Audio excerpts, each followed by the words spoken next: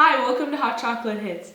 Today I'm going to be interviewing Gemma Stafford from Bigger Bolder Baking, which is one of my favorite baking channels here on YouTube. Gemma makes the most elegant things, so easy to do, and her videos are so professional and well done. Her link will be up here, but now let's get on with the interview. So my first question to you is, what was the first thing that you ever learned to cook or that you cooked? The first thing I ever learned to cook, actually, I remember it really clearly, was apple crumble with my mum, which is like apple, kind of like a crisp and a cobbler, where all it is bread and flour and sugar and butter, and you just rub it in with your hands. So for like little hands, it's a really easy thing to do. And all you do is crumble it up, and then you put it on top of like fruit. But in Ireland, it was usually apples, and that was it. I remember. I think I remember the dish, and I actually think my mom still has it. But that's a memory. When you think about food memories, that's one of the earliest I think I have. So do you think that we'll be able to see that coming up on your YouTube channel anytime soon?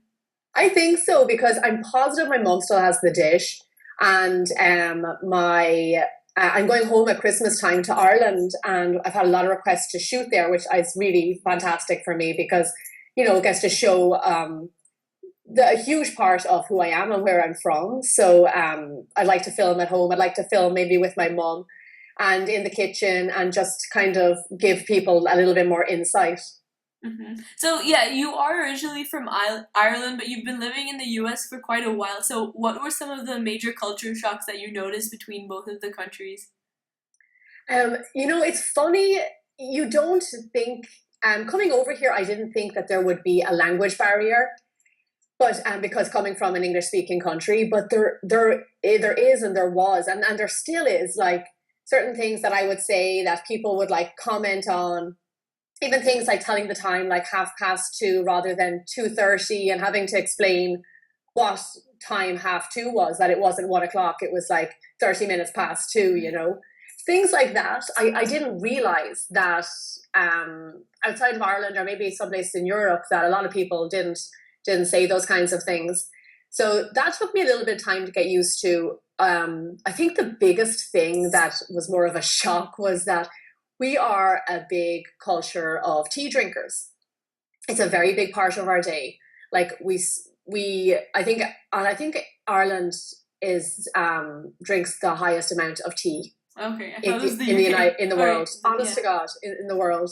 And when I came here and I'd go to a friend's house, I would ask, I'd be there for like a few minutes, and I'd be like, nobody has asked me, do I want a cup of tea yet? So like I would say, can I have a cup of tea? And they were like, yeah, we have like, what kind of tea? And I was like, well, English breakfast tea. Like, what kind of other tea is there? And they'd be like, I don't have English breakfast tea. I just have like green tea and chamomile tea. And I was like, it was just like, no, I don't like any of those things. So then I would try and make a cup of tea, and they wouldn't have milk, and it is such a big part of our day in Ireland, and it's something that you meet up with friends and you have tea and you'll sit there for hours. It's a big part of the culture, It's almost like it's like once you sit down around tea, like a lot of stuff comes out, and it's getting together and it's bonding and all those kinds of things. So that took me a while to get used to, that when you went to someone's house, you weren't going to have a cup of tea, because any house that you go into in Ireland, the first thing they're going to say to you is, will you have a cup of tea? And you'll always say yes, even though you just had one. Yeah.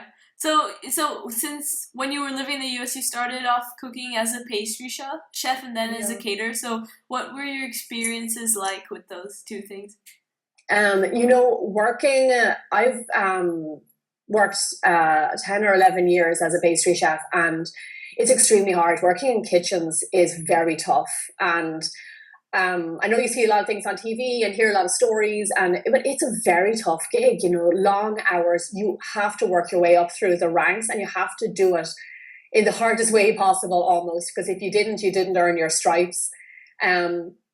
Working in San Francisco, I was working in a Michelin star restaurant, and usually you'd think the higher ranking restaurants, the better pay would be, the better your hours would be, but it actually is a little bit different. Whereas working in those kinds of restaurants, you get paid very little, because a lot of being there is you get to put it on your resume, and it's kind of credibility to you. So it's a hard job to make a living in. The one great thing about working in kitchens is camaraderie, because you work with a lot of you're working with everybody else who's in the same boat, working really long hours, getting paid very little. On your one day off a week that you all get together and have a barbecue or something like that. And that's like one of the really good upsides of working in a kitchen, is making very tight, close friends, because you're with them for like 12 to 14 hours a day, and it could be 6-7 days a week. The going from kitchen to my catering business kind of came out of necessity, because I moved to San Francisco. It's a very expensive city, and I couldn't afford to work my job. I couldn't afford to keep on working in the kitchens because I didn't earn enough money to pay my rent. So I kind of thought, well, you can't, like, you don't have an opportunity to get a second job because you work too many hours. So I had to quit because I couldn't afford to keep working in this Michelin star restaurant. And I went online, like you did a few years ago, like on Craigslist, looking for jobs, and I found one for a caterer for a tech company. And I went into them and I spoke to them, and they were like, yeah, like, we want breakfast catered and all this stuff, and we want it like 3 days a week. And I started working with them as I took them on as a client. And from that, I started to go around San Francisco into different tech companies and businesses, and gathering like bigger clients. And I built a business from that. So it was kind of out of necessity. It was like I needed to survive, and I couldn't continue working in this Michelin star restaurant. So I kind of took that leap, and like luckily it worked. So the great thing about catering and working for yourself is that you have a lot of control. But it probably was twice, if not 3 times harder than working in the kitchen. Right. So where does your love for desserts and baking come from? Sorry, excuse me. It comes, I think, it comes from when I was young. I had a very good teacher who was my mom, who taught me about like what good food is, what good produce is. Luckily in Ireland, we have some of the most amazing produce in the world, I think, dairy, eggs and meat. And my mom always gave us homemade dinners from scratch every single day for like 5 kids and my dad and herself.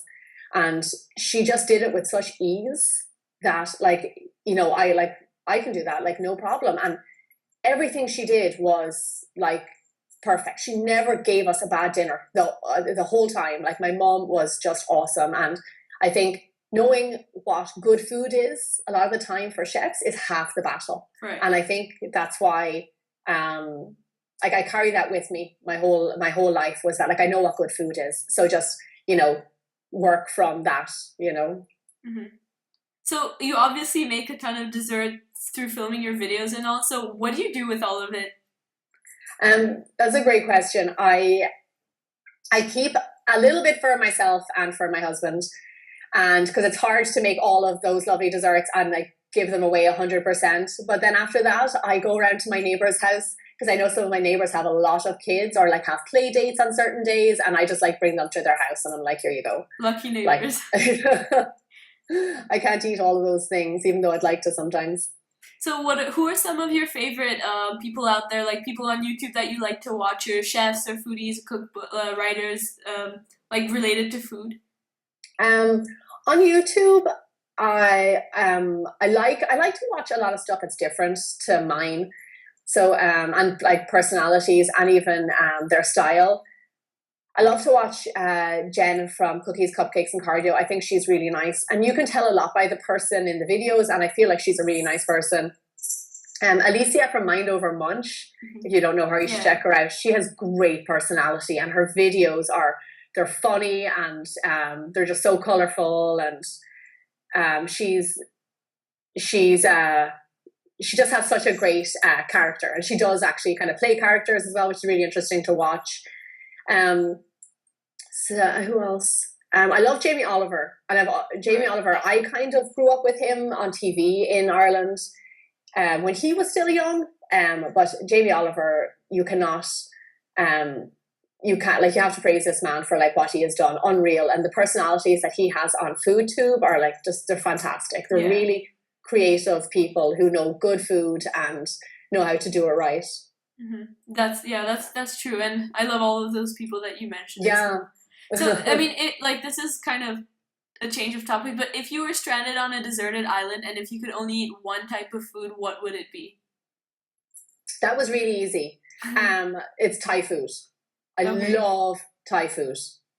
I would eat it every day, all day. Yeah, Thai food is good. Do you like spicy food? I kind of, in moderation, I kind of am a sucker for anything with noodles, especially like rice noodles. Right, pad thai. So and like green curries and like coconut, and I think it's the coconut and the noodles that kind of get me. Yeah, so like, do you think that you would be showing any type of savory food on your channel coming up? That's a really good question. We will do, I think, I really want to do pizza, which will have to be savory. It's just I have to think about how I'm going to incorporate it, but I think pizza would be a really good one because a lot of people have asked for how to make a pizza base. So I'd say something like that I will be doing. And then maybe, like I'd say on the bread side, like definitely more savory. Right. So what is your favorite utensil to use in the kitchen? Oh, that's a good question. I think it would be my spoons, my measuring spoons. Right. Yeah, they make life a lot easier, especially for a baker. Yeah, they sure do. What's your favorite part about making YouTube videos? You'd think I would say like it's the filming and the being on camera and stuff, and that's a good part. I still struggle with that. I actually find it quite difficult because I get nervous. I want to do a really good job and I kind of psych myself out a little bit. So like I still am kind of I feel like I'm getting better and better at the filming part, but when it's over and I see the end result, I'm really excited about that because I know in a week's two time we're going to share it. But my favorite part about the whole process in general is the comments, because it's once we launch, or even on old videos, just the comments that people send in and like how thoughtful they are and how much, like the fact that they went back onto a video after they made something and then like took the time then to go write a comment even though they had already made it and whatever. It's like it takes a lot of time out of your day to do that, and it takes me a very long time to answer the comments, and I try and answer as many as I can. It's just, if someone's going to take the time to watch your like 5-minute video, make it and then comment back. Like, of course, like I have to like try and comment. So like I think that the best part is the interaction, is the one-on-one, and the fact that you start to know these people, Yeah, for sure. So in the next couple of months, what can we expect to see on Bigger Bolder Baking? Oh gosh, that's a good question. Coming up to Christmas, like I'm really excited for the Christmas season. We've got lots of holiday stuff. I feel like in the new year, 2015 is going to be a good year a better year for Bigger Bolder Baking. Like we have had like such great support and feel like really lucky to have gotten to almost like 100,000 subscribers. Yeah, congratulations. Thank you. Well, not there yet, but close, please God. But I think in the new year, what I would like to do and what people have been asking for is 2 episodes a week. It's just extremely hard to do that with the amount of time that goes into them. So, but definitely, like I said a little bit, I would like to start showing people how to make bread, because bread is so easy. It is such a great dough to work with. It's so interesting and there's a lot of technique involved and you never get the same result. So I'd like to start doing something, a little kind of mini bread series. But in an ideal world, I would do 2 videos a week. And will I do savory? I don't know yet. But the best thing about it is that the audience tells you, and if you don't listen to them, more fool you. So I'll see where it goes. But definitely, whatever, 2014 has been fantastic. But 2015 is going to be even better, and hopefully we just keep on going. And the main goal is to like build the brand and make take Bigger Bolder Baking like off of YouTube and make it even bigger, and hopefully like to have a book. I would love to have a book. So things like that. So thank you so much for doing this interview You're with me. I really welcome. liked learning a little bit more about you. So thank you. Thanks so much for watching. I really hope you enjoyed this interview with Gemma as much as I like talking to her. She's such an amazing person and she's so nice. So please check out her channel. Her links will be in the description box down below. Don't forget to subscribe to Hot Chocolate Hits. Give me a thumbs up and leave a comment down below and we will get back to you. Thanks so much for watching and I will see you next time. Bye-bye.